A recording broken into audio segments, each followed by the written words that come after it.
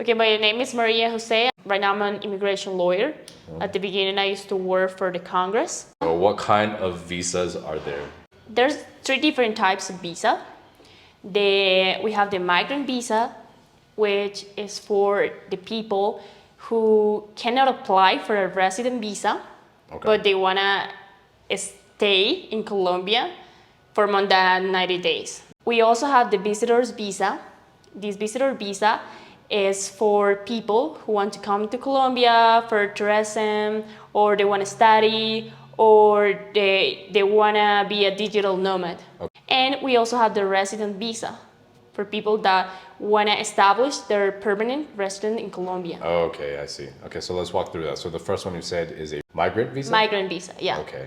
So what would be those kind of types? Okay, migrant visa, we have the marriage visa, investor's visa, pension visa. And we also have one that is called Mercosur, but it applies for certain countries from Latin America. Those are the most common ones. And those count towards getting residency in the future, correct? Yeah, of course. I see. You cannot apply for the residence right away. You have to wait a certain time. Yes. So these are the ones that are gonna allow you to stay without having the residency. Also because whenever they give you cédula extranjería, you cannot apply for your residency until you've been a marriage visa holder during 3 years. Well, I got approved for 2 years, I think, for my marriage visa. So what do you mean by that? Like you only No, get it depends. It depends. For us, it was for 1 year. Oh, what? Really? Yeah. So you have to stay here for 3 years with the marriage visa, and then you can apply. Yeah, you're gonna be a holder for 3 years, and you can apply for residence. But if you get like a student visa, do you get a cedula for that too, or no? No, you get a paper. We have the digital nomad visa. It's a brand new visa. Basically, it's for people that work for a company in another country or own a company in another country, but they want to work in Colombia. How much per month do you have to make to apply for that? 3 millones de pesos. It's like $650. Yeah. Yeah. Wow, that's really cheap. I thought it was like 700, but 650. You can get it up to 2 years, right? But sometimes they'll just even give it to you for 1, or it really depends. Yeah. It depends on them. Okay. And what do you recommend? Do you recommend people mostly apply for that visa, or? It depends on everyone's situation, you know. Okay. It's not... Every case is different. If you can prove that you have the incomes, and you can prove you work for a company in the US, if you own a company in the US. So you have to have permission too, right? From the company to work here? Yeah, of course. Yes, of course. You have to show you work remote. What would you recommend for most people to get? I really cannot recommend you something because it depends on every personal situation. You fell in love with a Colombian citizen and you want to live here because the person has a job here and you want to have a family here. So in that case, I will recommend you to get a marriage visa. But if you're a single person who works remote and you want to live in Colombia, of course, I will recommend you a digital nomad visa. Yeah, so I feel like those are probably the most common ones. What does the visa process normally look like? Okay, the visa process is pretty simple. Everything is online. If you have no problem with Colombia, if you're legal, if you didn't overstay, the thing that you're gonna do is you're gonna get into the website, Cancilleria's website. You're gonna file an application document, and after that, they're gonna ask you for a documentation. You gotta put in the website in a certain period of time. It's also in English too, so the interesting thing about the website is you go on, it's in Spanish, but they have an English option. The only tricky part is that once you apply for the stuff, if you are not familiar with like notaries in Colombia or some of the documents will be really confusing, like solicitud de poder. There was a couple of documents that we had to get notarized. We had to write a whole entire story of like our love story, essentially. We had to put photos in there, and it's just really weird. Like if you don't know what it is, it's hard to make it, Yeah, I really do know how things work in Colombia. I would say the process is, I mean, simple on paper, but really it's a lot more complicated than it looks, because you were saying that the process is a lot more difficult now to apply for a visa, right? They're trying to see every single detail to check if you really are going to stay in Colombia for the reason that you said you're going to stay. Yes. So are you really married? Are you really gonna stay here and work remote for a short period of time, or you just want to work here and stay for as long as you want? Yes, exactly. And it seems that Yeah, they're looking for reasons to deny people, right? It's not as easy as it was before. We used to be a country who didn't get as much foreigners here. Yes. So right now things are changing. Yes. So they gotta get more picky. Yeah.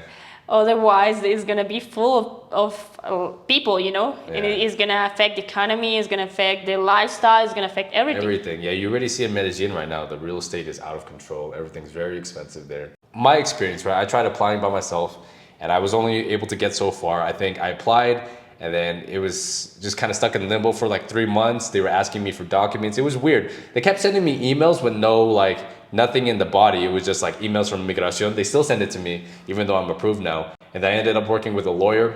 And then the lawyer, I sent her all the documents, and in like 3 or 4 days, I got approved. That's why it helps working with a lawyer instead of doing it yourself.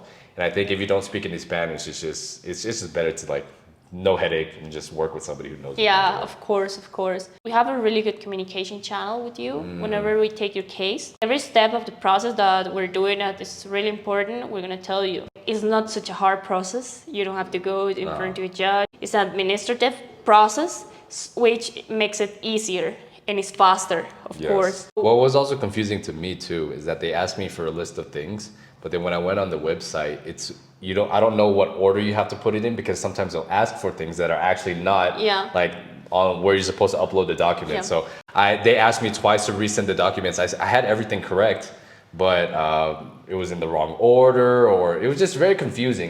The paperwork they ask for versus what they actually need, sometimes it feels like it's different. I don't know. Yeah, actually, whenever you want to apply for a visa, you don't think it matters. But sometimes they ask you in certain order.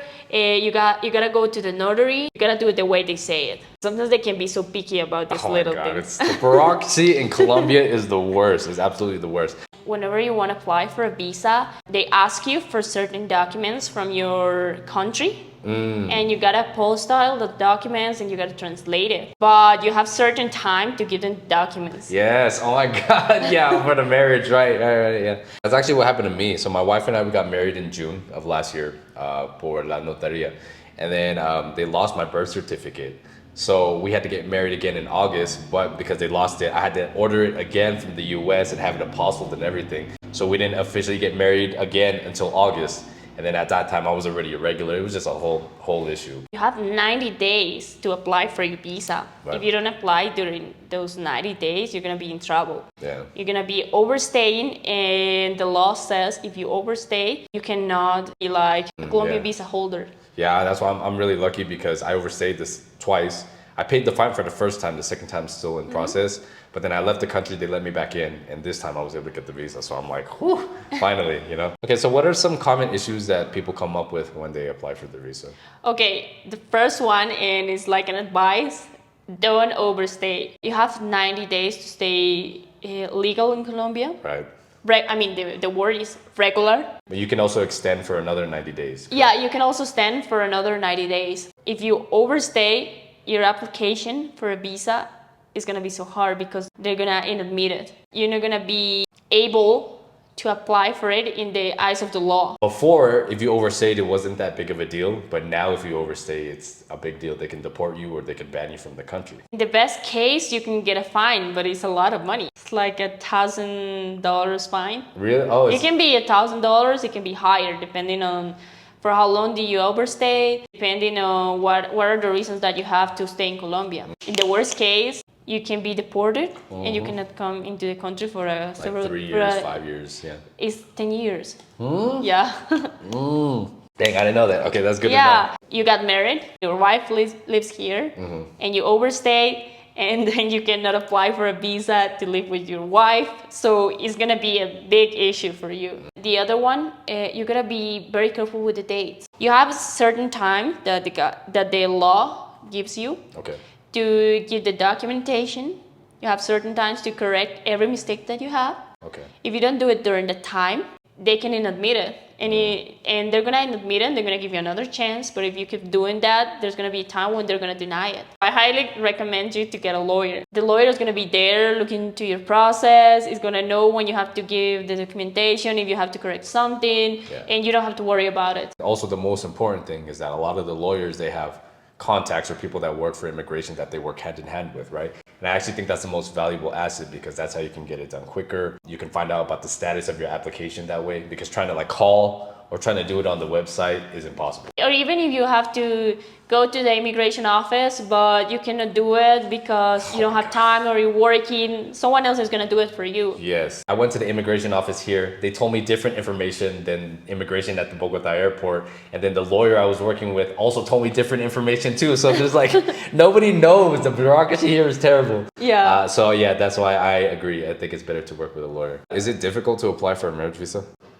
It's not difficult at all. I mean, depends, of course. If you really love someone, a Colombian citizen, and you can prove that you have a relationship, you share finances, you can prove that you have a pet or something like that, it's gonna be easy. Okay. If you don't have the evidence, it's gonna be hard for you. They're really picky about it. Also, you gotta make a letter telling all your story. This is not your country. This is not your language. In actuality, people they like to scam you when they see you're not from here. So you know where you can move. You know who you can talk to. So it makes a difference. Yeah, 100%. Unfortunately, a lot of foreigners come here, they don't speak the language, and they think it's going to be as easy or as organized as it is in the US, but it's not the case. And you were telling me earlier that even now they're looking for reasons to deny people. They're denying a lot of people visas. Yeah, correct? when they deny a visa, they don't have to tell you why. For us as a lawyer, it's kind of hard because we do our best, but sometimes it depends on, maybe it can be because one document is a little bit weird or is not with the reality, you know? And if you get denied for a visa, you can't apply for it again, right? What are some important things to know? Of course, you need to know which visa matches better with your lifestyle, what you want, what you expect to do in the country. Okay. The other thing is don't be cheap. Yeah. It can end up being a big problem for you. Yeah, exactly, right. Yeah. A lot of people that come here, unfortunately, are very cheap. I don't know if you've met some of the other foreigners, but a lot of them are coming here to save money on cost of living. But I think this is the one thing that you should take very seriously because if you get in trouble with immigration, yeah, you're done, and then they'll kick you out. A lot of people have been kicked out, so. Yeah, of course. And also Colombia is, I think, it's such a different country. Our government take things seriously. They have their own laws. They have their own process. And you gotta respect it. If you want to apply for a visa, just follow the rules the way it says, you know? Exactly, yeah. Exactly. I gambled the first time I overstayed my visa, but I would not recommend people do that anymore because I think, it's definitely a lot worse now. There's something that I learned at law school. It's like you always have the law in your hands. You just need to know how to bend it. Or bend it and to interpretar. Interpret. Yeah. Interpret the law. Yeah, and that's the thing. The laws change a lot. Yeah, and that's what they did last year. So my wife and I, we were applying for a transit visa through Canada, and in September and October they shut down the visa offices here in Colombia. Okay, so how do you know if something is a scam? Most of the lawyers, they just want to get your money at the beginning. So yeah, give me $100 so I'll have a meeting. It begins with ethics. As a lawyer, if you are going to charge your client, only to ask, how is your situation? Are you married? Why do you want to live in Colombia? I think that is not good, you know? It's like a consultation, essentially. Yeah, first you need to know how is this person? What is this person doing? Is this person going to be able to apply for a visa or no? Right. So I like to do it first. I think that's what a lawyer needs to do. Maybe we can have a meeting. We can talk about your case. I can give you a proposal. Okay. And that's how it works for me. If you don't have a really good communication channel with your lawyer, don't trust on that person.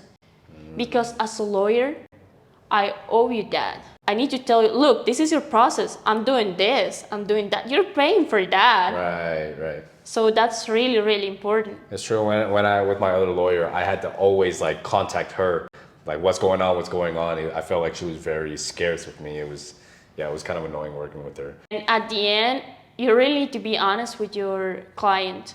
There are situations where it seems like that person applies at the beginning, but at the end it's not possible or the incomes are not enough. I tried my best as your lawyer, but this is not possible. Okay. Because sometimes it happens. And in those cases, will you charge the client?